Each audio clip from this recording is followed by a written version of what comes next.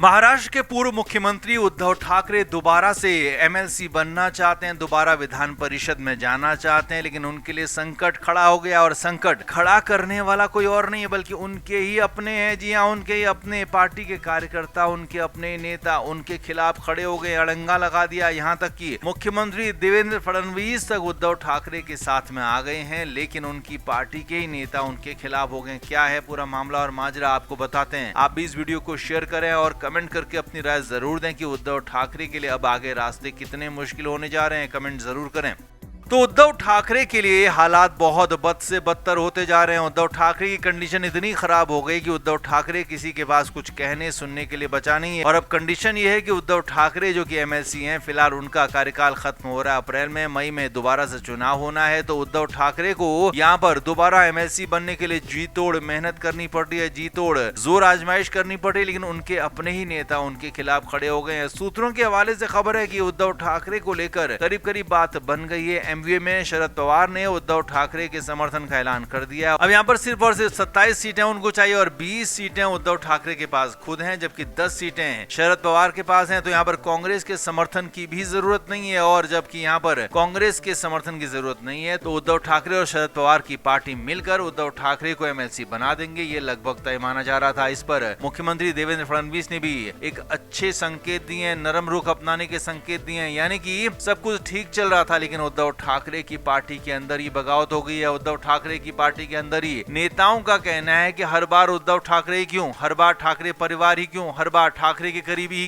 क्यों हर बार संजय राउत, आदित्य ठाकरे और उद्धव ठाकरे को ही मौका मिलेगा, क्यों हर बार इन्हीं को आगे सदन में जाने का मौका मिलेगा, और क्यों एक आम कार्यकर्ता को, आम नेता को पार्टी में मौका नहीं मिल रहा है। और यही नहीं, कई बड़े नेताओं ने इसमें आग लगाई है। खबरें तो यहाँ तक कि जो सांसद नाराज हैं, जो सांसद बगावत के मूड में है, वो सांसद भी फिलहाल उद्धव ठाकरे के इस फैसले के खिलाफ खड़े हुए नजर आ रहे हैं। उद्धव ठाकरे के खिलाफ लोगों को, कार्यकर्ताओं को, नेताओं को भड़का रहे हैं, और उसी के बाद ये बातें बनकर आ रही हैं, छनकर आ रही हैं कि उद्धव ठाकरे के लिए आगे मुश्किलें हो रही हैं। हालांकि उद्धव ठाकरे ने कुछ बड़े सीनियर नेताओं के साथ मीटिंग भी की है, बातचीत समझने की कोशिश की है कि आखिर पेच कहां पर फंस रहा है, किसको क्या दिक्कत है, लेकिन कोई उद्धव ठाकरे के सामने आकर बात करने को तैयार नहीं है। उद्धव ठाकरे के सामने सभी लोग बात ठीक है कहकर टाल रहे हैं, लेकिन पीठ पीछे की खबरें यही हैं कि उद्धव ठाकरे के जो 20 विधायक हैं उनको अपने ही पाले में करना उद्धव ठाकरे के लिए मुश्किल हो रहा है। अपने ही विधायकों को अपने साथ जोड़ पाना मुश्किल हो रहा है, और उनके अपने ही विधायक उनके खिलाफ वोटिंग कर सकते हैं। और ऐन वक्त में अगर कहीं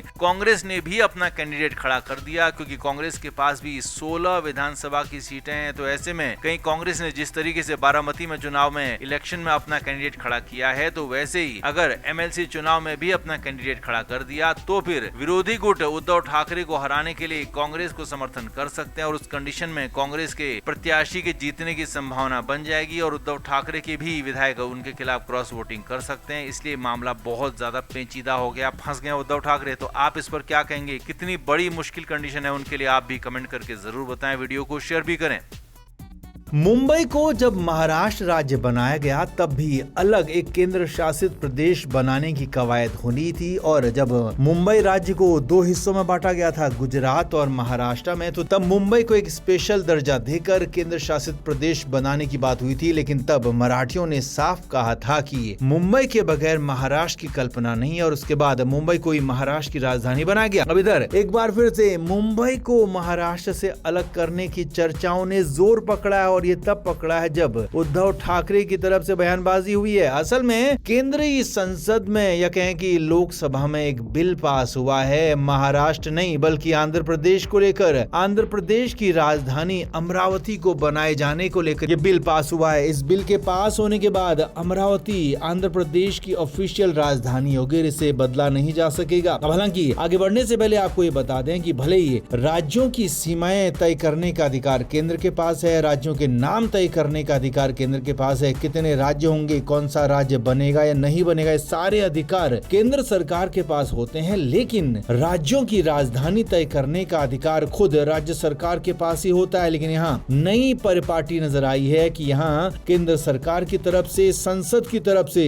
आंध्र प्रदेश की राजधानी तय की गई है, महाराष्ट्र पर मोहर लगाई गई है। अब इसी को मुद्दा बनाया उद्धव ठाकरे ने। उद्धव ठाकरे ने अपने सामना में लिखा है कि ये एक ट्रेंड पैंट शर्ट करने की कोशिश है। जिस तरीके से अमरावती को आंध्र प्रदेश की राजधानी बनाकर राज्यों के काम में दखल देने की कोशिश हुई है, ऐसे ही बहुत जल्द मुंबई को महाराष्ट्र की राजधानी से हटा दिया जाएगा, ये कोशिश हो रही है। जी हाँ, ये बहुत बड़ा आरोप, सनसनीखेज आरोप लगाया उद्धव ठाकरे की तरफ से।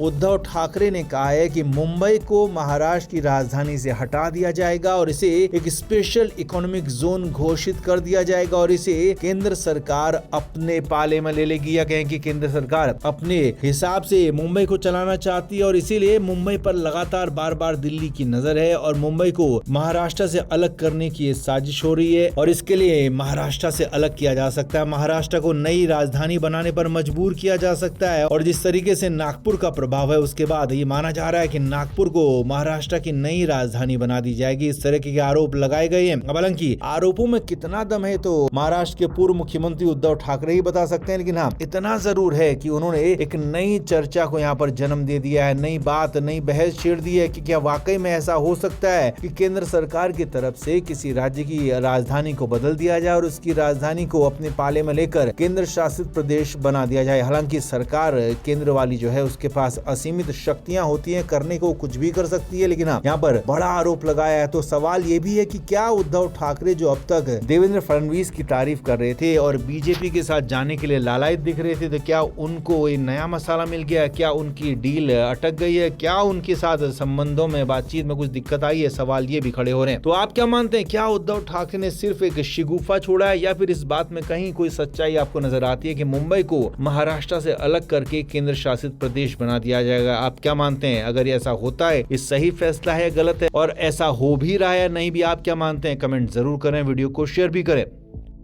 तो जब से उप मुख्यमंत्री बनी है सुनेत्रा पवार, तब से लगातार कुछ न कुछ कार्रवाइयां लगातार कर रही हैं। पहले उद्धव ठाकरे खूब उनसे मिलने के लिए कोशिशें करते रहे, मिलने के एक तरीके से गिड़गिड़ाते रहे, लेकिन सुनेत्रा पवार ने मिलने से साफ इनकार कर दिया। शायद सुनेत्रा को लग रहा होगा कि उनको उद्धव ठाकरे की जरूरत कभी नहीं पड़ेगी, लेकिन यहाँ तो बहुत जल्दी ही जरूरत पड़ गई और इसीलिए उद्धव ठाकरे को सीधे फोन कर दिया, और वो भी उनके पर्सनल नंबर पर। लेकिन ये इससे भी बड़ी बात यह है कि उद्धव ठाकरे ने बिना एक पल गंवाए फोन उठाया और बातचीत भी कर ली। जी हाँ, सुनेत्रा पवार फिलहाल उद्धव ठाकरे की जरूरत बन गई हैं, क्योंकि सियासत में कोई किसी का दुश्मन नहीं होता, कोई किसी का दोस्त नहीं होता, और यहाँ पर यही नजर आ रहा है। सुनेत्रा पवार जो कि अभी हाल तक उद्धव ठाकरे को मुंह नहीं लगा रही थी, उनको भाव नहीं दे रही थी, तो इधर इस बीच में उन्होंने खुद फोन किया। और बड़ी बात यह है कि बारामती के साथ जो 2 विधानसभा सीटों पर उपचुनाव होना है, उसे लेकर बातचीत हुई है। असल में अजीत पवार के निधन के बाद बारामती सीट पर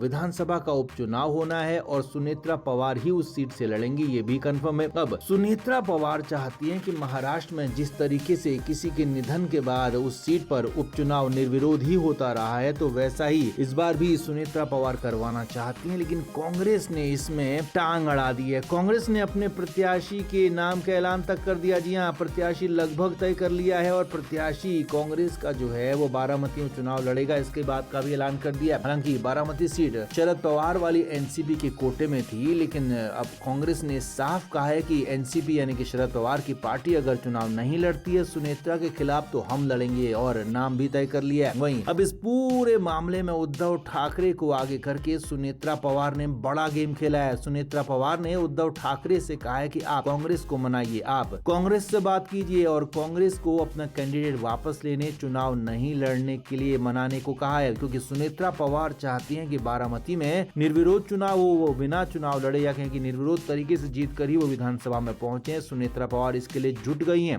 फ्लेम मीडिया रिपोर्ट।